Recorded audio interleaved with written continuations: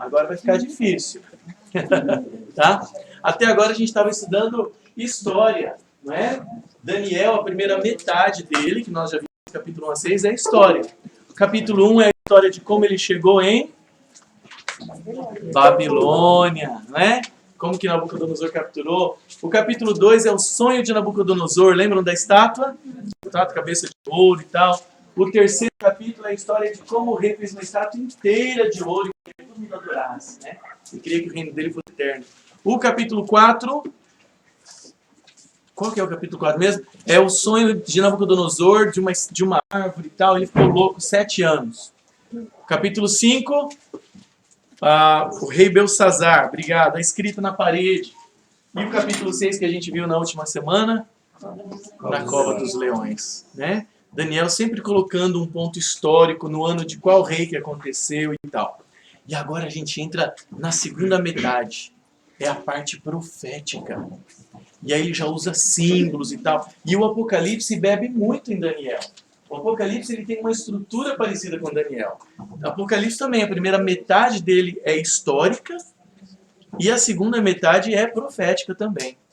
E muitos dos símbolos de Daniel são usados no Apocalipse. Então é muito importante a gente entender Daniel. Tá bom? Jesus menciona Daniel. No primeiro dia do curso aqui eu mostrei um versículo que Jesus fala assim, ó: quem lê Daniel, entenda. Então tem que entender Daniel. Então o próprio Senhor Jesus fala isso. Então vocês estão preparados, né? Então vamos lá? Capítulo, nem sei onde fazer minha Bíblia aqui. Capítulo 7, versículo 1. E gente, é um capítulo assim que as pessoas não percebem muito. Porque as pessoas às vezes focalizam só numa parte da Bíblia. Às vezes as pessoas focalizam só no Evangelho, né? É bom, é uma bênção, é paz, amor, mas não vai entender um monte de outras coisas que estão fora do Evangelho. Tem pessoas que focalizam só na bênção, bênção, bênção, mas perde as partes que falam de dificuldades também, não é? Então, às vezes a pessoa ela pega um sentido assim monocromático da Bíblia ou do cristianismo e perde as outras coisas. Quer ver uma coisa absurda que eu vi na televisão essa semana? Eu acho que vocês viram também, como exemplo. Bandidos evangélicos. Vocês viram isso? Bandidos evangélicos, traficantes evangélicos do Rio começaram a expulsar o pessoal de religiões africanas, né? Candomblé, Umbanda. E aí mostrou uma imagem, tem na internet. É um absurdo, gente. O bandido tá com um taco de beisebol e no taco de beisebol está escrito diálogo. Aí ele falou assim, ó, isso aqui é só diálogo, hein? Porque se eu vier aqui e ainda tiver a imagem aqui, eu vou matar vocês. Mas por quê? Porque ele disse que era evangélico. Já pensou? E é um traficante. Então, a pessoa às vezes acaba indo na Bíblia, mas pegando só o que ela quer. Então ele fala que Jesus protege, que Jesus abençoa. Então ele fala, então eu preciso de Jesus para me proteger no tráfico, né? Esses dias mostrou uma câmera de segurança, um bandido que foi roubar uma loja, e a loja era uma loja católica. Então tinha imagens, tinha produtos de igreja. Aí ele entrou, a câmera pegou, ele passou por baixo da porta, fez o sinal e foi roubar. Então você fala, como é que pode, né? Então às vezes a gente pega uma parte, fala assim, Jesus é a minha proteção, e não importa o que eu faço. Mas não vê as partes que Jesus condena o roubo e tal. Tá? Um dia eu vi um repórter entrevistando um bandido no morro, faz tempo. E era um bandido procurado e ninguém achava, os repórteres sempre acham, né? Ele estava com um capuz, só o olho aparecendo, com uma arma enorme na mão. Como é que pode, né? E ele estava bêbado, sei lá, drogado, ele estava assim, ele não parava. E o repórter falou assim, você não tem medo? E pôs o microfone na boca dele, não tenho medo não, mano, não tenho medo não. Né? Aí o repórter falou, por quê? Ele falou, porque Jesus me protege, mano. Jesus me protege. Aí ele falou, mas por quê? Ele falou, porque eu tenho um crucifixo aqui, mano, eu tenho uma tatuagem aqui, mano. Então olha que coisa, né? Isso que eu estou dando são exemplos extremos, absurdos, traficante evangélico. Mas às vezes na nossa vida a gente também foca só numa parte e perde a outra. Então por isso que o capítulo 7 de Daniel não é tão conhecido. As pessoas querem ver prosperidade, né? Bênção. Mas vamos ver aqui as profecias que ela ajuda a gente a entender muita coisa que está acontecendo hoje. Vários porquês. Tá bom? Então vamos lá, eu vou ler, tá bom? Na minha tradução pode estar um pouquinho diferente de alguns aí. Daniel capítulo 7, versículo 1. Olha que interessante. No primeiro ano de Belsazar, rei da Babilônia, teve Daniel um sonho. Para um pouquinho aqui. Quando que ele teve esse sonho? Primeiro ano de Belsazar. Mas o que a gente já leu de Belsazar atrás? Ele morreu. Então veja, o livro de Daniel não foi escrito em ordem cronológica. Ele colocou a parte histórica primeiro e separou as profecias depois. Se a gente voltar lá no capítulo 5, é lá que fala do rei Belsazar. Olha o capítulo 5, verso 1. O rei Belsazar deu um grande banquete, certo? Aí no final do capítulo 5, a gente vê que ele morreu. Capítulo 5, verso 30. Naquela mesma noite foi morto Belsazar, rei dos caldeus. Aí depois ele conta outra história que aconteceu na época de Dário, capítulo 6, verso 1.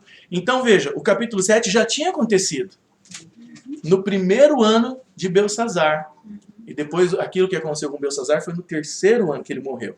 Mas ele separou propositadamente. História primeiro, profecia depois. Tá? Então isso já tinha acontecido. No primeiro ano de Belsazar, rei da Babilônia, teve Daniel um sonho e visões ante seus olhos, quando estava no seu leito. Escreveu logo o sonho e relatou a suma de todas as coisas. E está aqui na nossa mão, que ele escreveu. Falou Daniel e disse, explicando o sonho, veja. Eu estava olhando durante a minha visão da noite, e eis que os 4 ventos do céu agitavam o grande mar. Cadê o controlezinho? Lembra que quem estudou Apocalipse aqui viu que os símbolos da Bíblia têm que ser interpretados aonde? Baseados em quê? Na própria Bíblia. Né? Deixa eu mostrar aqui para vocês, por exemplo. A gente já falou que já foi a parte histórica, agora vem a parte profética, né? Capítulo 7 a 12. Eu queria, daqui a pouco, recapitular com vocês o capítulo 2, que vai ser importante. Daqui a pouco a gente passa ali. Ó, ventos tem um simbolismo. Mas o simbolismo tem que estar na própria Bíblia. Não pode ser que eu invente. Quando aparecem ventos em uma visão simbólica, eles indicam movimentos diplomáticos, bélicos, né, de guerra, políticos, que movem a história da humanidade, movimentos das nações. Um exemplo disso, dentre outros, está aqui, ó, em Jeremias 49, 36. Quando Deus fala assim, ó, trarei sobre Elão, que era um povo, os 4 ventos dos 4 ângulos do céu, e os espalharei na direção de todos esses ventos, que eram as nações que vinham, capturavam eles e levavam. E não haverá país aonde não venham os fugitivos de Elão. Então, ao falar dos 4 ventos, ele está falando de nações, de países, de guerra, que ia fazer invasões. Então, é importante a gente lembrar que os símbolos têm que ser tirados da própria Bíblia. Aí lá no versículo 3, ele fala assim, ó, 4 animais grandes, diferentes uns dos outros, subiam do mar. O que é mar na Bíblia? A gente, quem viu o Apocalipse, sabe, não é? O que é mar? É muita gente. Lá em Apocalipse 17 fala isso. Mas aqui também é um outro. Ó. A Bíblia nunca se contradiz. Ó. Mar, o simbolismo dele quer dizer muita gente. Isaías 17, 12 fala assim, ó, ai do bramido dos grandes povos que bramam, como bramam os mares. Povos, mares. E do rugido das nações que rugem como as impetuosas águas. Então aqui são exemplos de que quando usa simbolismo na Bíblia, eu não posso pensar, ventos eu acho que quer dizer bomba atômica, é o deslocamento de ar. Né? Aí eu vou fazer uma salada que o autor nunca pensou nisso. Ele está usando símbolos sempre da própria Bíblia, tá bom? Então vamos lá, daqui a pouco a gente vê o que são os animais. Vai estar aqui na frente.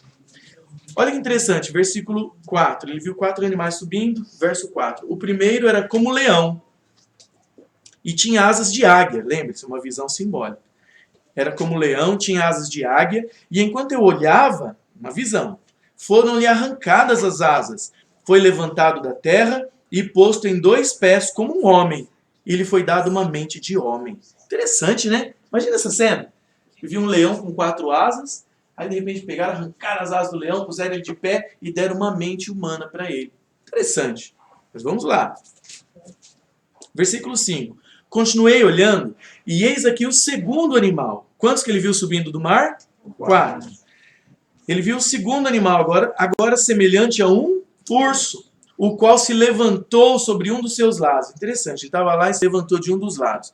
Na boca, entre os dentes, esse urso trazia 3 costelas. E lhe diziam, levanta-te, devora muita carne. Olha só, primeiro um leão, depois um urso. No tempo de hoje, se fosse alguém, ia querer jogar no bicho, né? Leão na cabeça, urso. Mas não, tinha outro significado. Verso 6. Depois disso, continuei olhando, e eis aqui outro, semelhante agora a um leopardo. E tinha nas costas 4 asas de ave. E tinha também este animal 4 cabeças. E lhe foi dado domínio. Agora o quarto animal é que foi o estranho para ele não conseguiu comparar com nenhum outro. Depois disso eu continuava olhando nas visões da noite, e eis aqui o quarto animal, terrível. Veja, primeiro ele comparou com um leão, com um urso, com um leopardo, esse não conseguiu comparar.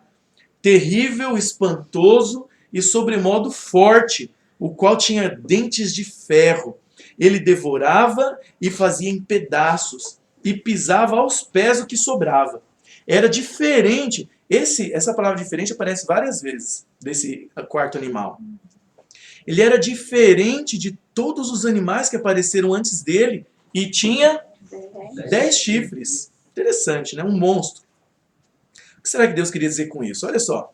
Estando eu a observar os chifres, eis que entre eles, no meio dos 10 chifres, subiu um outro pequeno, diante do qual 3 dos primeiros chifres foram arrancados.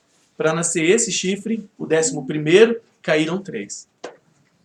E eis que neste chifre, o pequeno, que derrubou 3, havia olhos como os de homem, e uma boca que falava com insolência, com arrogância. Verso 9. Continuei olhando, até que foram postos uns tronos, e o ancião de dias, está escrito com letra maiúscula, é uma referência a Deus. O ancião de dias se assentou. A sua veste era branca como a neve, e os cabelos da cabeça como a pura lã. O seu trono eram chamas de fogo, e suas rodas, então imagina um trono com rodas, né? Tem um monte de símbolo aqui. Era um fogo ardente. Um rio de fogo manava e saía de diante dele. Milhares de milhares o serviam, e miríades de miríades estavam diante dele.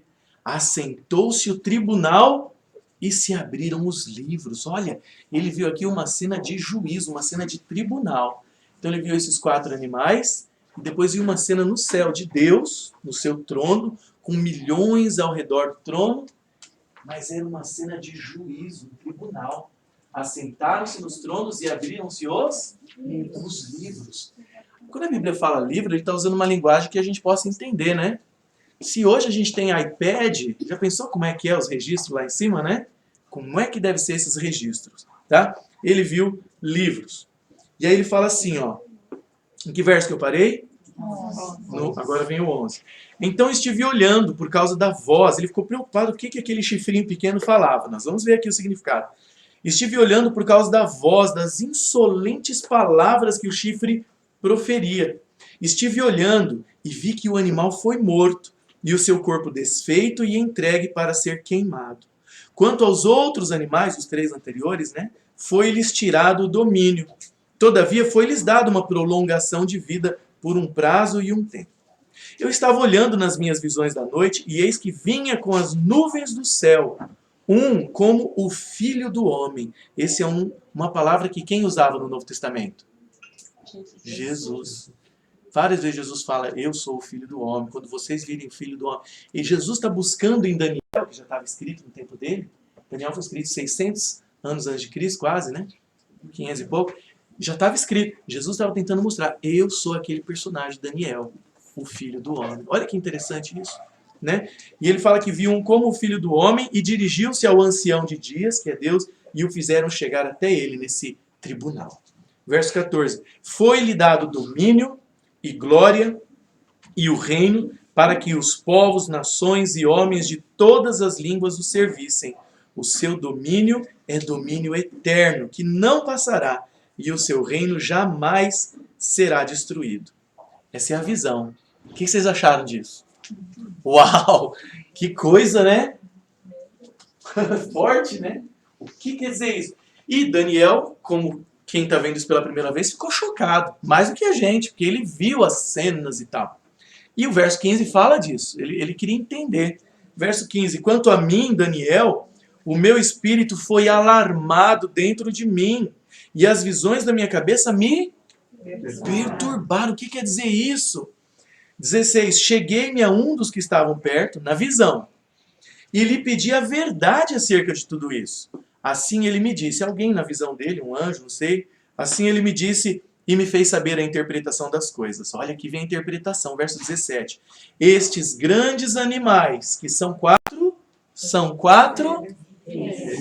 reis que se levantarão da terra. Dependendo da tradução, fala 4 feras ou 4 bestas. Quer dizer, uma linguagem antiga para animal.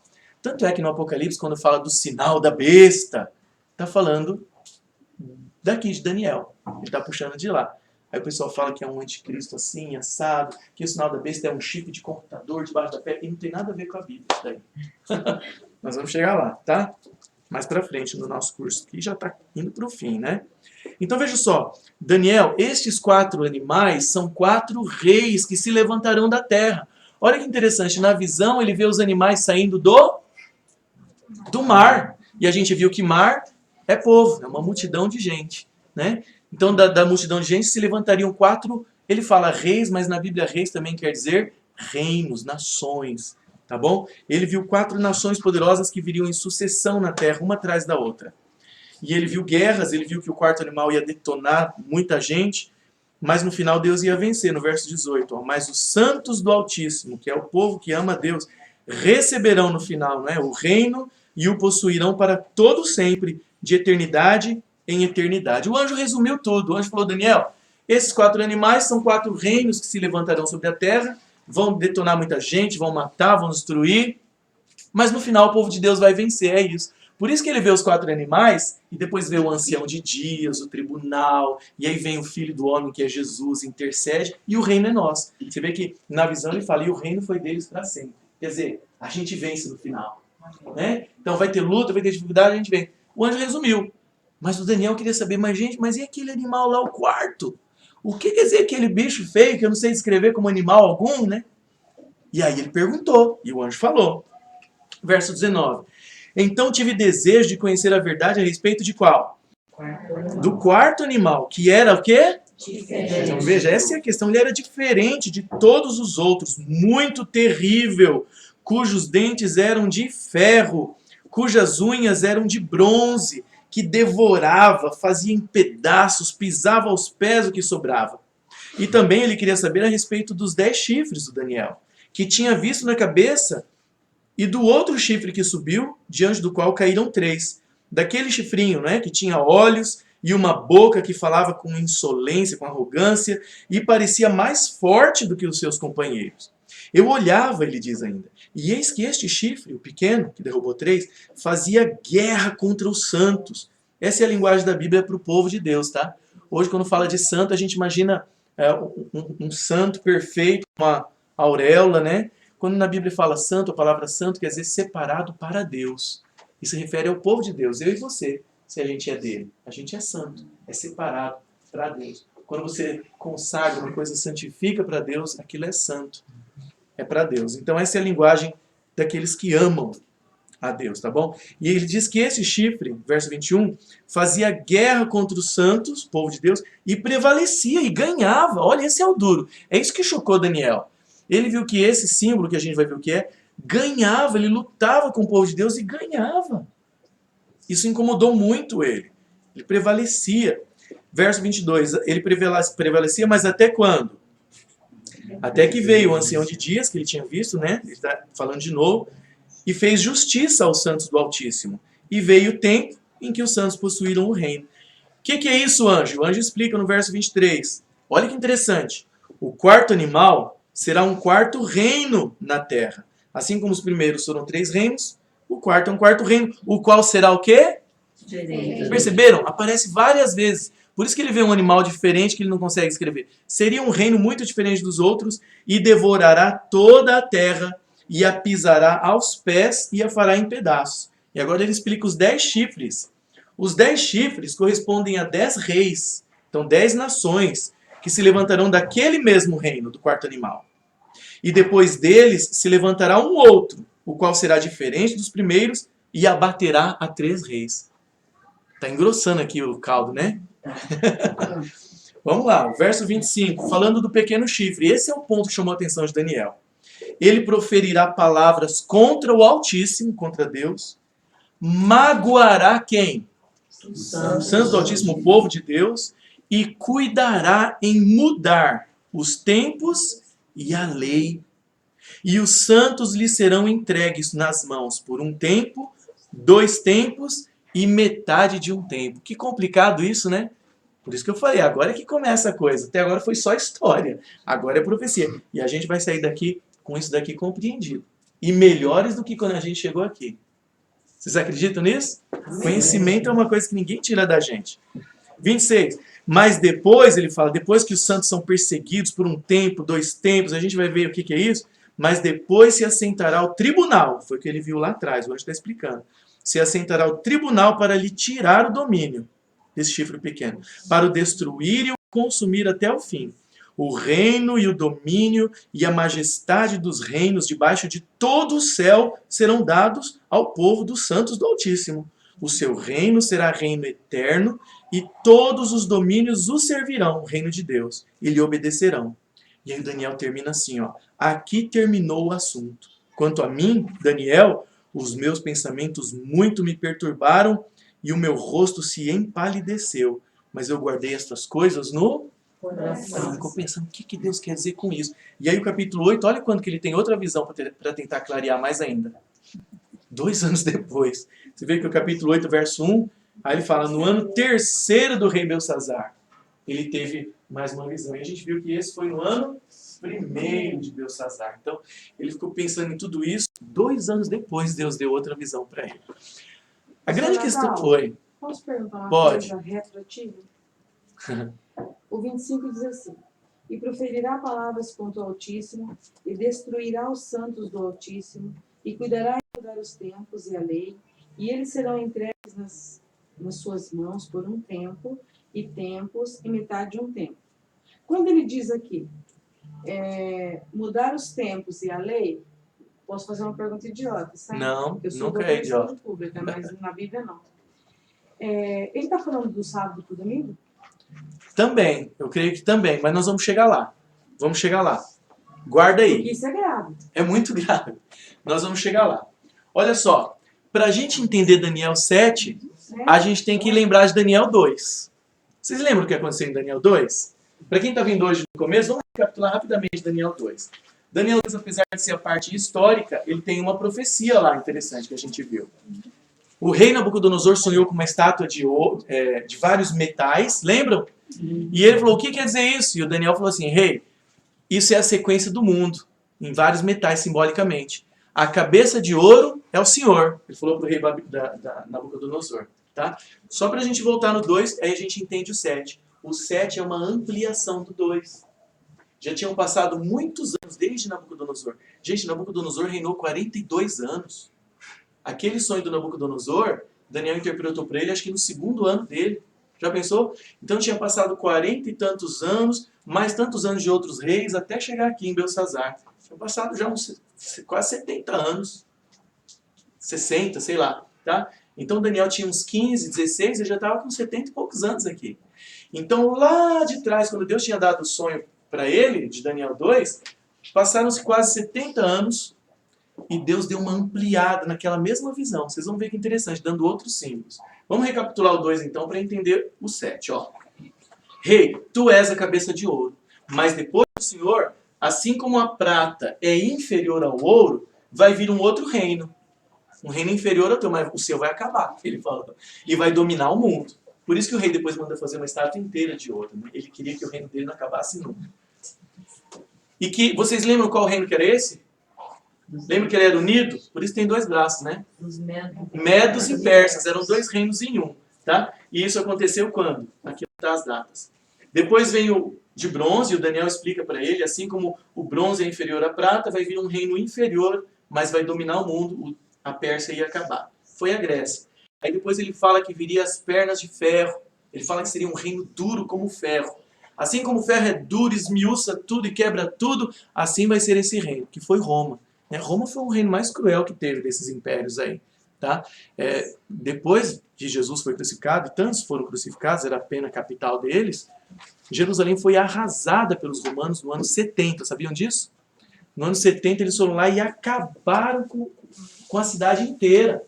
E diz que havia tantas cruzes, eles crucificaram tanta gente no ano 70, 40 anos aí depois de Jesus, que diz que eles acabaram com as árvores de um bosque e não dava para você passar entre uma cruz e outra. Eles eram cruéis, eles eram maus. Então, o reino de Roma, ele é representado pela dureza do ferro.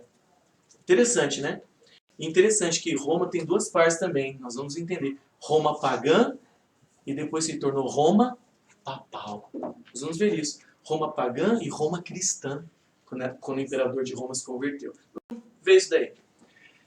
E na visão do capítulo 2, ele diz que depois das pernas de ferro, ele viu que os pés tinham uma liga que não ligava, né? Não pegava. De ferro com barro, que não dá liga. E aí diz que nos dias destes reis, que é onde a gente vive hoje, né? As nações da Europa dividida, a Europa nunca conseguiu se unir para valer. E então sempre tendo o Brexit lá, que a Alemanha quer a Inglaterra quer sair, e a França, agora lá, como que é o nome lá onde eles estão lutando com o plebiscito para dividir? Lá na Espanha. Que luta, né? É a Europa dividida, é uma luta dividida. Depois que Roma dominou, nós estamos nesse período aqui, aos pés de ferro com barro. Ele fala que não dá para dividir. Quer dizer, eles não conseguem se unir. E aí em Daniel 2 ele fala que nos dias destes reis, dessas nações, viria uma pedra do céu.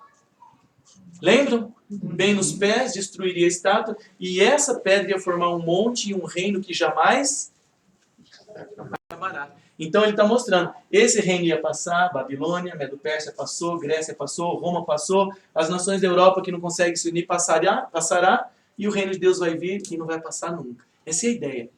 O capítulo 7 é uma repetição, só que agora com uma lupa assim, ó, vendo detalhes disso daqui. Olha que interessante, gente. Vamos lá.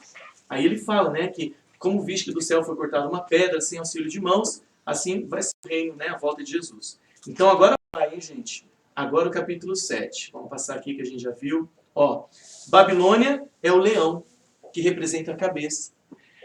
Cada um desses reinos, se você for colocar em paralelo um animal, ele está falando da mesma coisa, só que com mais detalhes. Por exemplo, no capítulo 2, Babilônia, você fala, ó, é o senhor rei. Assim como o ouro é o melhor metal, o seu império não tem outro igual, Babilônia. Tinha os jardins suspensos, né? Só que agora ele deu detalhes, ele fala de um leão. E, gente, um leão era um símbolo de Babilônia. Até hoje, nas escavações, tem um portal de Ishtar no museu, se você digitar no Google, portal de Ishtar. Eles conseguiram levar, não sei como, esse portal enorme para a Inglaterra, está num museu. E você vê lá os símbolos dos leões. Ele estava representando Babilônia. Com asas, né, o poder de força e tal, aumentando o poder do leão. E ele diz que esse leão foi colocado em pé e lhe foi dado uma mente humana. Veja, o reino de Babilônia ele se consolidou todinho em uma pessoa. Quem? Nabucodonosor. Depois dele não foi mais igual. Então diz que esse leão ele tinha a mente de um homem. Interessante, né? Aí depois, e aqui está o período quando Babilônia reinou, né? De 605 a 539. E Daniel atravessou esse período todinho. Tá? Aí depois de Babilônia, aí mostra o Nabucodonosor doidão aí, não é? Ele ficou 7 anos louco. Aí depois veio a Medo-Pérsia, do ano 539 a 331. Olha que interessante. Um detalhe, que no capítulo 2 é só um peito, né, e os braços de prata. Só sabe que é o Medo-Persa. Olha que interessante. No capítulo 7 ele fala que esse urso se levantou de um dos lados. A Pérsia se tornou muito mais poderosa do que a Média. Acabou. Só fala praticamente dos persas. Ele se levantou de um dos lados. E ele tinha 3 costelas na boca. Eram 3 nações que eles tiveram facilidade em detonar. E historiadores antigos como Heródoto já interpretavam isso. Antes de Cristo, Heródoto já falou assim, não, ó, o que está lá, as 3 costelas, é Lídia, Babilônia e Egito. São 3 nações que foram presas fáceis deles. Olha que interessante, tá? Pastor, Oi? desculpa, eu não vi.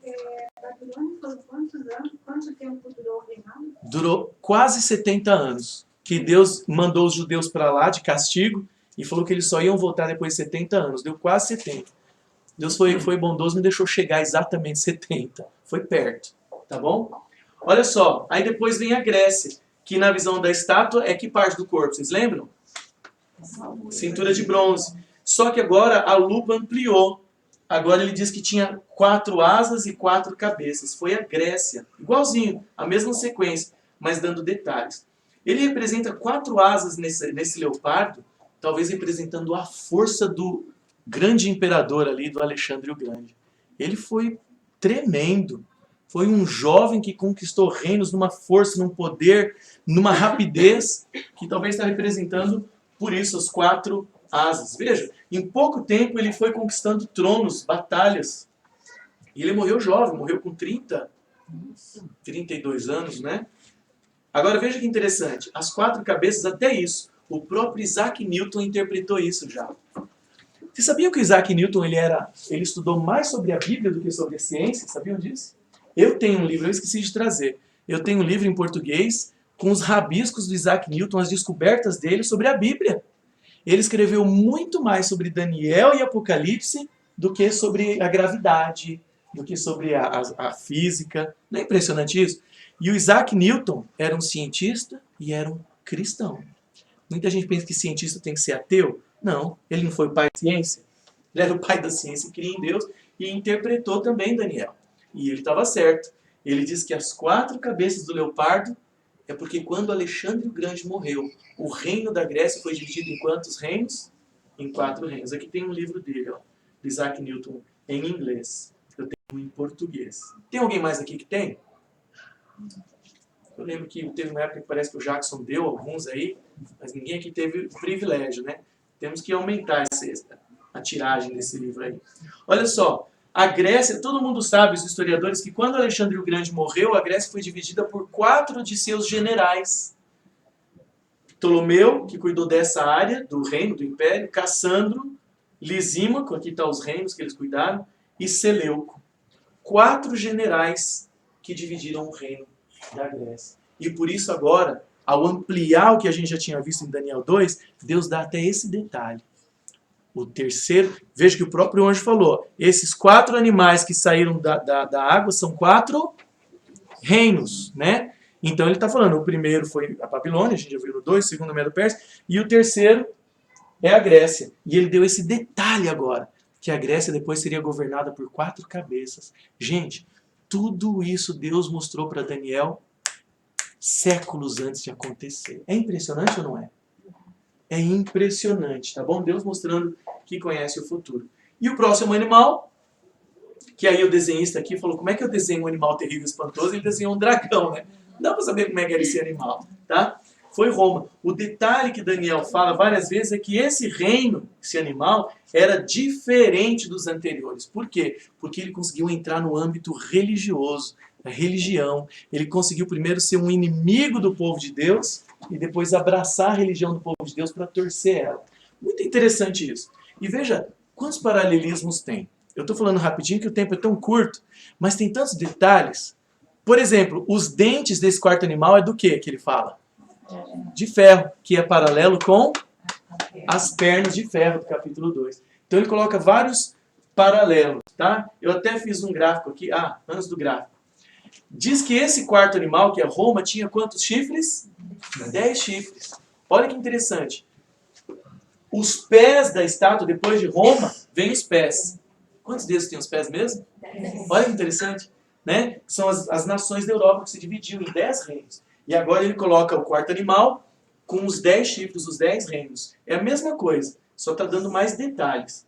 Isaac Newton, ao interpretar os 10 reinos, ele coloca esses 10 aqui, ó. Os historiadores hoje, Isaac Newton, ele errou por uma estratégiazinha pequena que não encaixou ali. Mas os historiadores hoje concordam que foram esses 10 reinos, tá bom? E 3 desses 10 reinos foram destruídos para que um pudesse existir. Vocês sabem qual? O papado. Sabiam disso? Para que o papado pudesse se tornar o cabeça de todas as igrejas, porque não era. 3 nações eram contra. Os vândalos, os érulos e os ostrogodos.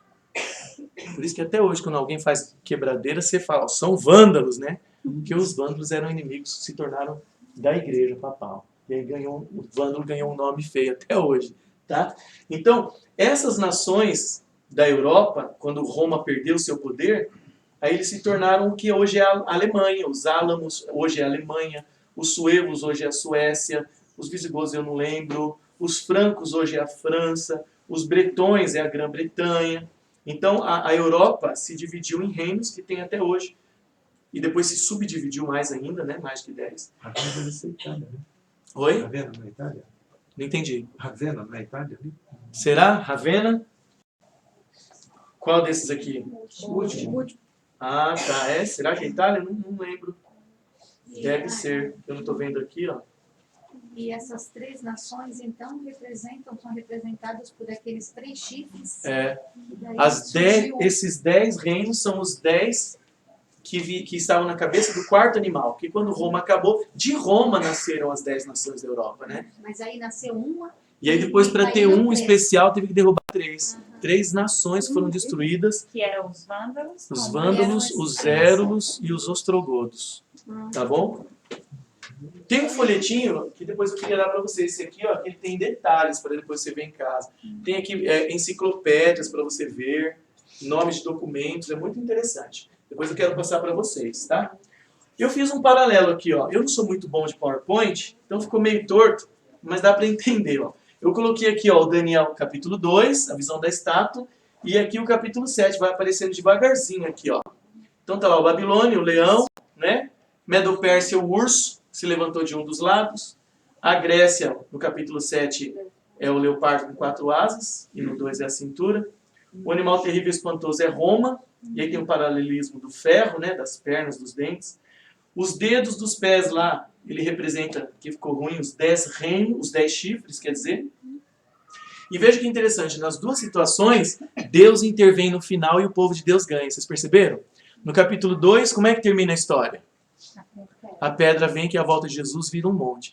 No capítulo 7, Deus senta-se no juízo, no tribunal com Jesus e o povo de Deus ganha. Olha, me arrepiou isso aqui. Então, o povo que viveu depois de Daniel, eles viram tudo isso acontecer. Quando eles viam o povo de Deus sendo perseguido e tudo, eles falavam, não, mas Deus mostrou que isso ia acontecer. Vamos permanecer fiel. Isso deu esperança para o povo ao longo de muito tempo. Os que podiam ler e entender, né? Coloquei aqui um outro paralelo aqui, ó. Ouro, prata, bronze, ferro e os animais. Tá? E Roma foi considerado um reino de ferro, porque, gente, o povinho que gostava de um sangue, né? Quem não conhece a história do Coliseu de Roma, o Coliseu está lá até hoje, né? Mas o Coliseu era um festival de matança, que o povo assistia, igual hoje, quando vê o MMA, né? O futebolzinho, e lota o povo. O que acontecia nesse negócio? Quem morria lá? Os gladiadores, cristãos. Eles punham lá cristãos para morrer. Falavam, você é cristão? Sou. Então você vai morrer. Já pensou? É. E alguns negavam, né? Diante da multidão, você nega Cristo? Alguns negavam. Não, eu não sou mais de Cristo. Né? Fazer o quê? Mas alguns falavam, não, eu sou dele e vou continuar até o fim. E isso impressionava as multidões. E isso convertia mais gente ainda. Né? Então Roma é o reino de ferro. Os cristãos, eles eram mortos por gladiadores, por animais selvagens, eles eram crucificados, queimados para servir de lâmpadas de noite. Esse nome de Roma, que aparece lá, quando fala um animal terrível e espantoso, né? Depois no capítulo 11 ele usa outro termo, ele fala abominação desoladora, falando de Roma. Jesus usa isso e identifica com Roma também. Tem uma hora que Jesus fala assim, ó, lá em Marcos 13, 14. Você vê que interessante? Daniel não é um livro que aconteceu lá no passado. Ele começou lá e vai se desenvolvendo na história. E Jesus pegou qual período dessa estátua de Daniel? Jesus estava em qual período? A cabeça, peito, as pernas, Roma. E Roma pegou ele, né? Roma crucificou, os judeus ajudaram, mas Roma é que fez tudo isso. E Jesus fala assim, ó, quando vós virdes a abominação desoladora, então o leitor de Daniel já é Roma. É um outro nome que Jesus dá, o animal terrível e espantoso. Que foi predita por Daniel, o profeta, que estiver aonde não deve estar, Roma, quando estivesse em Jerusalém, quem lê entenda. Jesus fala isso. Então ele fala, vocês têm que entender esses símbolos. E no caso ele falou, quando vocês virem a abominação desoladora, que lá em Daniel é Roma, estiver no lugar onde não deve estar, quem lê entenda. Ah, Jesus menciona Daniel. Então quem estiver na Judéia, fuja para os montes. Dizem que nenhum cristão morreu na destruição de Jerusalém. Jesus está falando isso daqui avisando o povo que quando o exército romano viesse com seus estandartes, seus ídolos, para Jerusalém, era para o povo, ó, fugir. Quem estiver no monte, fuja, não volta para casa. E os cristãos entenderam isso. Na destruição de Jerusalém, foi do jeito que Jesus falou. Eles arrasaram a cidade. Não ficou uma pedra em cima da outra. Mas diz que não morreu nem um cristão. Sabiam disso? Só os judeus que rejeitaram Jesus morreram lá. Crucificados e com espada. Porque Jesus deu o sinal. Quando vocês virem o que está lá em Daniel, aqui é a abominação desoladora, que é Roma. O animal terrível e espantoso. Aqui onde não deve estar, em Jerusalém, fuja. E eles fizeram isso. Tá? E os judeus tentaram lutar e encarar. Estamos indo para o final. Dá para encarar ainda? Respira então. Muita coisa, né? Deixa eu ver que horas são para eu não passar muito hoje também. Tá, dá tempo. Quem é o chifre pequeno, hein? A gente viu que 10 nações, né, saiu de Roma, e aí vieram 10 nações, algumas estão lá ainda hoje, os francos, a França, e por aí vai. Se dividiu, subdividiu, e estão tentando se unir até hoje, inventa uma moeda, o euro, para unificar e não dá, e isso e aquilo. Eles não conseguem se unir, formar uma nação. Mas um chifre derrubou 3 desse povo. A gente tem que descobrir esse chifre pelas características que a Bíblia dá e pela história, tá bom? Olha só, o anjo falou assim, ó, na explicação. Os 10 chifres correspondem a 10 reis que se levantarão daquele mesmo reino, a Europa. Aí depois ele fala assim, ó, e depois deles se levantará um outro e abaterá a 3 reinos, ou reis. Então aqui estão as nações da Europa no começo, né? Depois subdividiu mais ainda. E agora a gente pega umas dicas aqui, ó. Tá chegando lá onde você falou, Raquel. Proferirá palavras contra o Altíssimo. Destruirá os santos do Altíssimo. Ó, uma boca que fala palavras que magoam Deus, que magoam o povo de Deus, que destrói, que cuidaria em mudar os tempos e a lei, e que o povo de Deus seria entregue por um tempo para ele. Aqui são bonecos de cera em um museu que mostram como que os cristãos, bonecos de cera, representando como que os cristãos eram torturados pelos romanos, porque eles não estavam de acordo com a igreja. A igreja cristã, Jesus fundou uma igreja, e ela se corrompeu quando ela se tornou romana, no ano 300 e pouquinho. Tá? Quando o imperador Constantino, o imperador de Roma, falou assim, ó, a partir de agora ninguém mata mais os cristãos. Por quê, senhor? Porque agora eu sou cristão também. Ah, tá. E agora morre quem não for. Então, o povo tinha que ser cristão, mas do jeito dele. E aí começou a introduzir ideia de imagens, de levar dinheiro para orar pela alma que está no purgatório. Nem tinha ideia de purgatório. E foi inventando ideia, e corrompeu a igreja por séculos. Por séculos. Do jeito que ele tinha entendido. Ele e outros que vieram depois, complicando. E aí quem não queria ser como eles, queriam falar, não, eu sou cristão, mas eu não quero seguir a igreja desse jeito. Era torturado. Como assim você não vai seguir a mãe igreja? Você é um herege. Quando alguém tinha uma ideia diferente, era bruxa. Um período difícil, hein? Então a pessoa morria como herege, como bruxa. Falar que era excomungado da igreja era a pior coisa. Você está excomungado, pronto. Bom, né? Roma perseguiu o povo de Deus que queria ser fiel. Até hoje nas montanhas, lá na Europa, na Suíça, em alguns lugares, tem casas escondidas, onde os cristãos adoravam livres do poder da igreja. Olha que coisa! A igreja que Jesus fundou, ela era uma opressora e perseguidora de quem queria servir a Deus de verdade. Os outros seguiam por causa do governo, da política, de interesse. Tá bom? E aí eles faziam seus cultos ali no meio dos montes, escondidos. Às vezes eles eram achados e eram assassinados. Tá bom? Aqui é uma turista num desses lugares que virou um museu. Você vê uma mesa simples, uma Bíblia antiga lá. A Alicia disse que teve o privilégio de conhecer um desses lugares. Então veja, o chifre pequeno perseguiu o povo de Deus. O povo de Deus, o povo que queria ser fiel.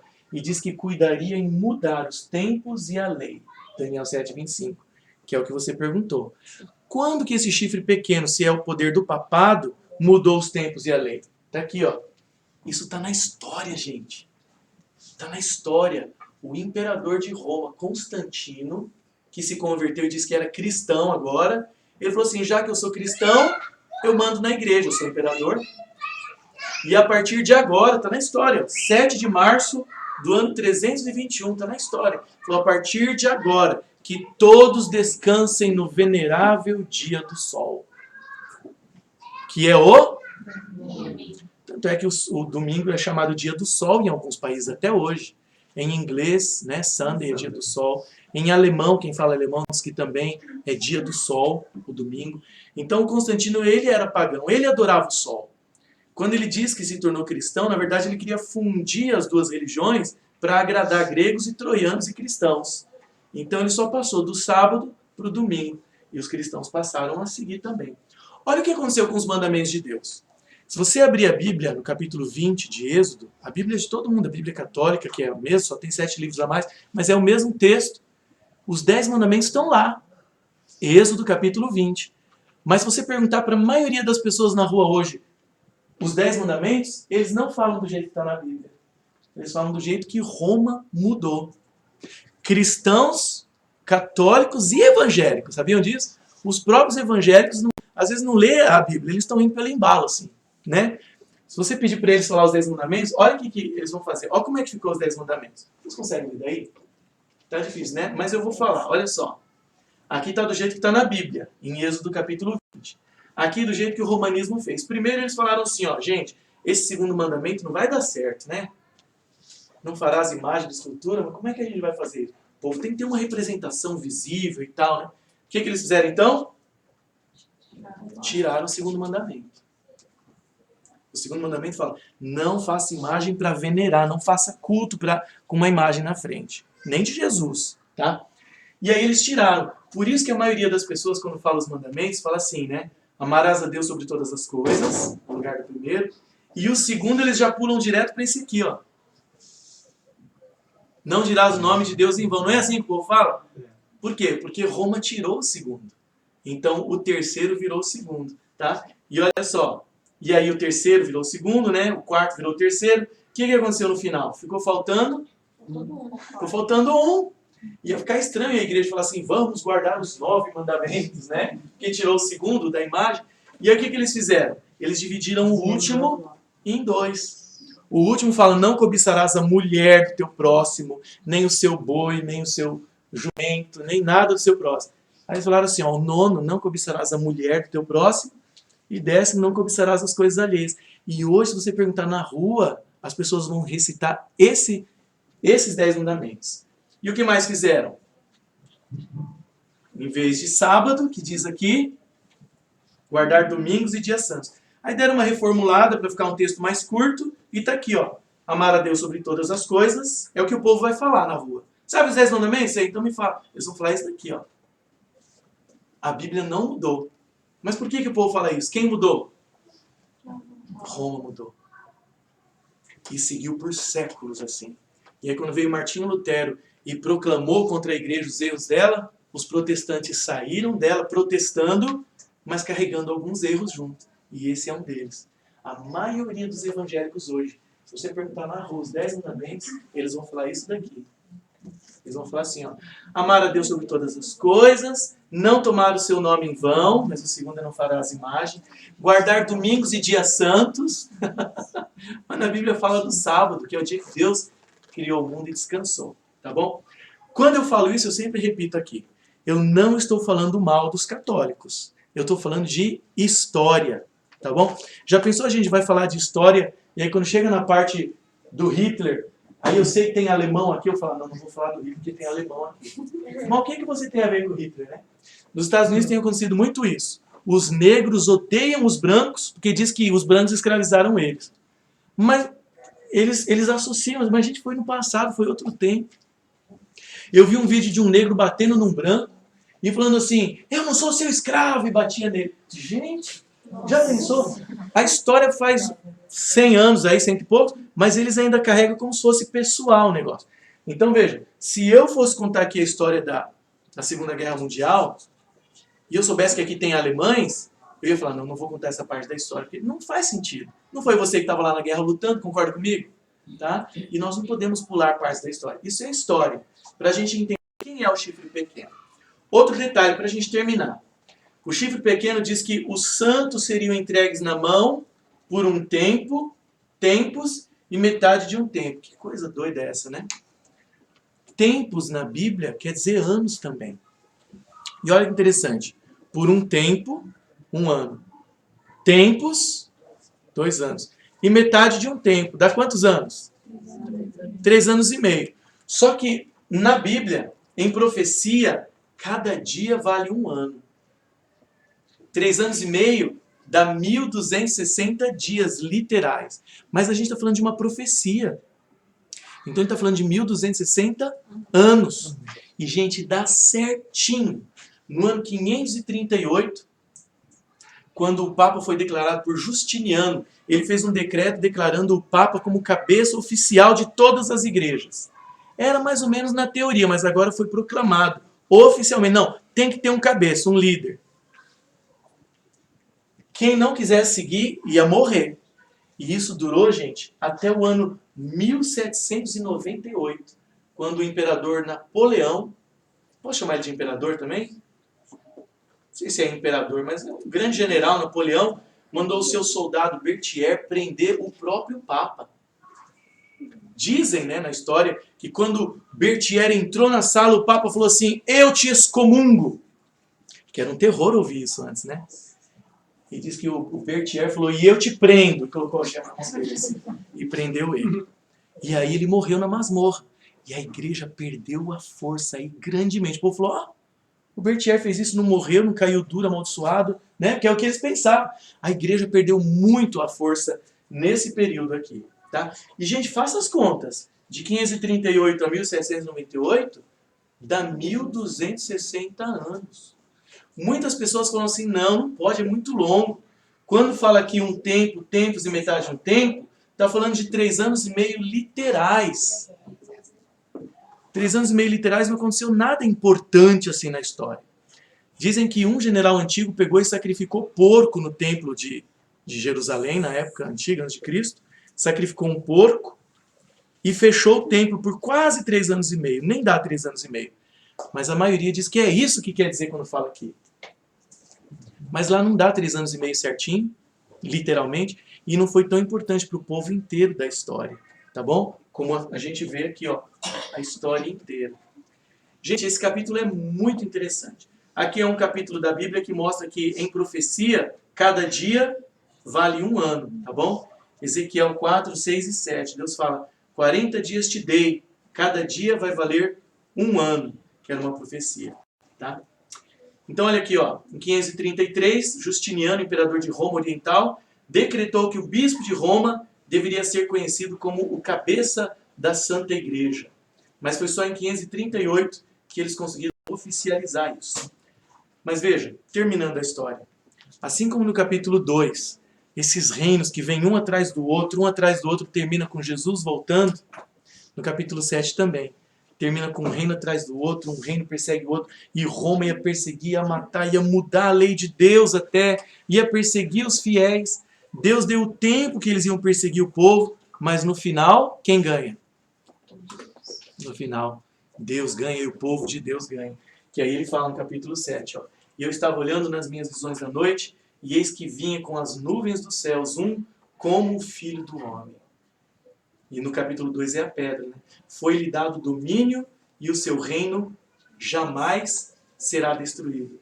E é essa promessa que fez o povo suportar perseguição de Roma, tortura, porque eles sabem que no final Deus vence. Mesmo que morra, tornará a viver. Tá bom? Então é isso daí, gente. Deus conhece o fim desde o princípio.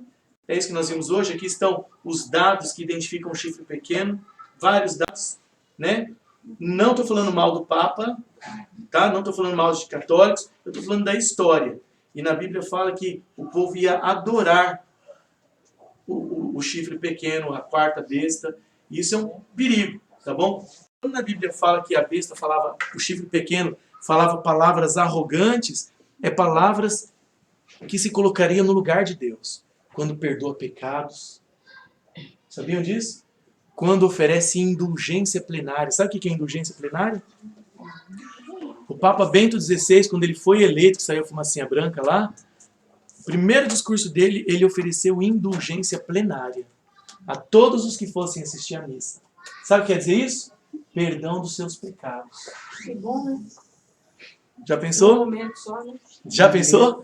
Então veja, quando na Bíblia fala que esse chifre pequeno falava palavras insolentes, são essas características de tomar o lugar de Deus, oferecer perdão dos pecados, quando usa nomes que tomam o lugar de Deus, por exemplo, o nome de vigário. Sabe o que quer dizer vigário? Substituto. O vigário de Deus na terra é o substituto de Deus na terra. Quando fala pontífice, quer dizer o quê? Uma ponte. E quem é a ponte? Entendeu? Então, esses nomes, essa coisa foi adotando palavras de arrogância, de blasfêmia, e a perseguição e tudo isso. Então, hoje a gente pode entender muita coisa com essa profecia. Muita coisa. Por que existe tanta igreja? Porque era uma só. Mas ela se corrompeu e teve que ser quebrada, não é? Só que aí esse protestante que quebrou também está se dividindo, protestando entre si, né? Que aí vem batista, metodista, menonita, adventista, Por isso que a gente tem que voltar a ser católico, sabiam disso? Mas não católico romano. A gente tem que voltar a ser o católico dos primeiros séculos. O que quer dizer católico? Católico quer dizer universal. Apostólico, que segue o ensino dos apóstolos, mas não romano. Porque foi quando Roma entrou que quebrou a igreja, transtornou ela. Hoje a gente entende por que o povo guarda o domingo. Por que é o domingo? Não está na Bíblia. É porque a igreja mudou e os protestantes seguiram. Hoje a gente entende muita coisa com isso. E vocês não podem perder o capítulo 8, gente. O capítulo 8 é de arrepiar os cabelos e ajuda a gente a entender muito mais coisas. Tá bom? O tempo é apertado, eu falei aqui o mais rápido que eu pude para não passar muito da hora, para a gente não ir tarde para casa. Mas eu amo essa nossa happy hour, em que a gente não volta bêbado para casa, né? A gente volta abençoado. Esse tempo que é ano. Um tempo, 2 tempos e metade de um tempo. Sim.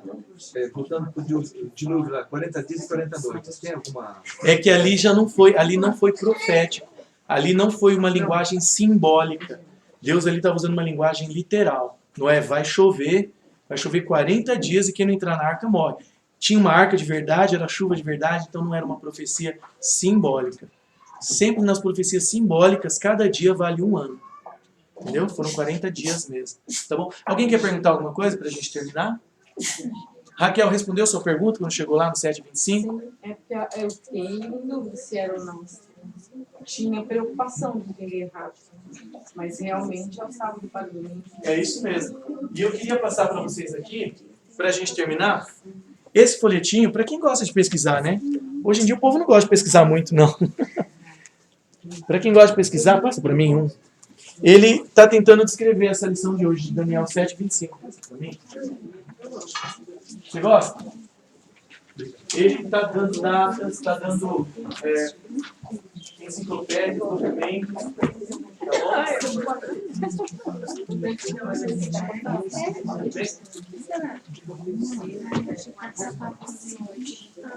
O capítulo 8 é mais fácil, não vai tomar tanto nosso tempo. Olha aqui, ó. Abre o folhetinho aqui assim, ó. Olha aqui no 4º ponto aqui, ó. Só para você ler comigo ali um negócio. Aqui, ó, abre o folhetinho, o 4º ponto aqui, ó. Lá tá explicando direitinho o pequeno chifre e tudo. Olha como é que foi a lei do imperador Constantino. Isso está em enciclopédias. O imperador Constantino, no dia 7 de março de 321 d.C., decretou o seguinte, está aqui o decreto, está aqui o documento onde está. Que os juízes e o povo das cidades, bem como os comerciantes, repousem no venerável dia do sol. Aos moradores dos campos, porém, conceda-se atender livre e desembaraçadamente aos cuidados de sua lavoura, visto suceder frequentemente não haver dia mais adequado à semeadura e ao plantio das vinhas, pelo que não se convém deixar passar a ocasião oportuna e privar-se a gente das provisões deparadas pelo céu. Domingo era bom para plantar. Aí, continuando lá, no concílio de Laodiceia, no ano 364, né, alguns anos depois de Constantino, a igreja romana transferiu, então, definitivamente, gente, num documento da igreja, num concílio, tá a data aqui, ó, transferiu definitivamente a solenidade do sábado para o domingo. E está aqui o documento, ó, no cânon 29 do concílio de Laodiceia. Os cristãos não devem judaizar. É assim que eles chamavam. Está imitando o judeu. É assim que eles falavam, guardar o sábado. Os cristãos não devem judaizar ou estar ociosos no sábado, mas trabalhando nesse dia.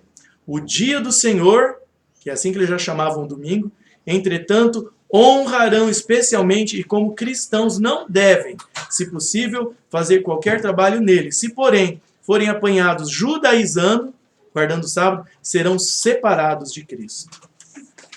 Daqui a origem da guarda do domingo. E para quem quiser pesquisar e gosta de pesquisar, procura na internet, tem em livrarias o livro Dies Domini. É a encíclica papal de João Paulo II, explicando que o domingo deveria voltar a ser obrigatório, como Constantino fez. Ele fala isso. Ele fala que o domingo deveria voltar a ser obrigatório. Os cristãos perdem a santidade do domingo. Mas não é bíblico. É porque foi Roma que mudou. Então Roma quer voltar a fazer.